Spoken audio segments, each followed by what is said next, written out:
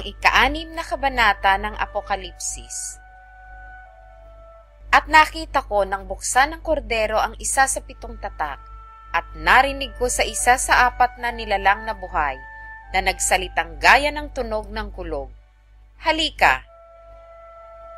At tumingin ako, at narito, ang isang kabayong maputi, at yaong nakasakay dito ay may isang busog, at binigyan siya ng isang putong, at siya yumaong nagtatagumpay, at upang magtagumpay.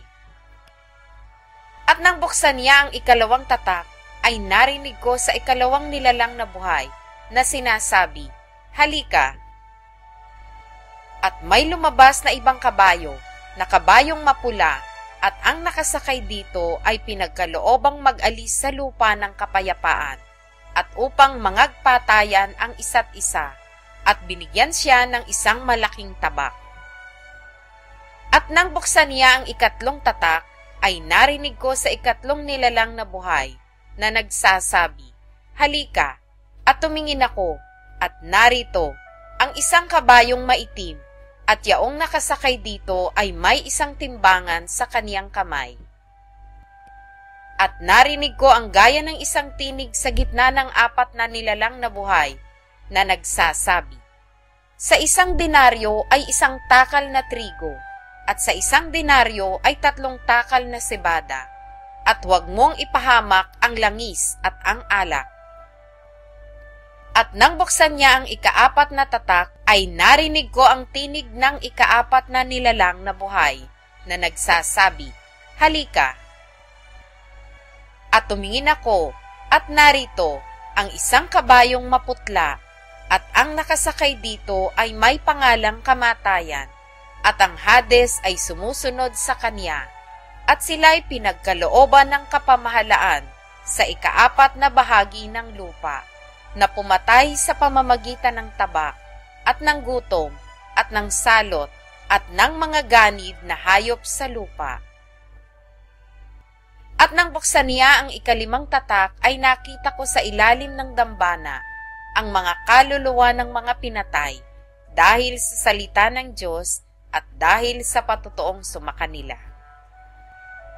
At sila'y sumigaw ng tinig na malakas na nagsasabi, Hanggang kailan, O Panginoong banal at totoo, hindi mo hahatulan at ipaghihiganti ang aming dugo sa mga nananahan sa ibabaw ng lupa? At binigyan ng bawat isa sa kanila ng isang maputing balabal, at sa kanila'y sinabi, na mangagpahinga pa ng kaunting panahon hanggang sa maganap ang bilang ng kanilang mga kapwa alipin at ng kanilang mga kapatid na mga papatayin na manggaya nila. At nakita ko nang buksan niya ang 6 na tatak, at nagkaroon ng malakas na lindol, at ang araw ay umitim na gaya ng isang magaspang na kayong buhok na maitim, at ang buong buwan ay naging gaya ng dugo. At ang mga bituin sa langit ay nangahulog sa lupa, gaya ng puno ng igos na isinasambulat ang kanyang mga bungang bubot pagka hinahampas ng malakas na hangin.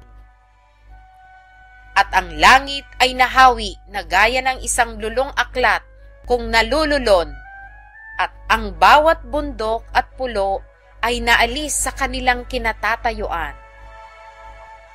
At ang mga hari sa lupa, at ang mga prinsipe, at ang mga pangulong kapitan, at ang mayayaman, at ang mga makapangyarihan, at ang bawat alipin, at ang bawat laya, ay nagsipagtago sa mga yungib, at sa mga bato, sa mga bundok. At sinasabi nila sa mga bundok at sa mga bato, Mahulog kayo sa amin, at kami inyong itago sa mukha noong nakaupo sa luklukan at sa galit ng kordero. Sapagkat dumating na ang dakilang araw ng kanilang kagalitan, at sino ang makatatayo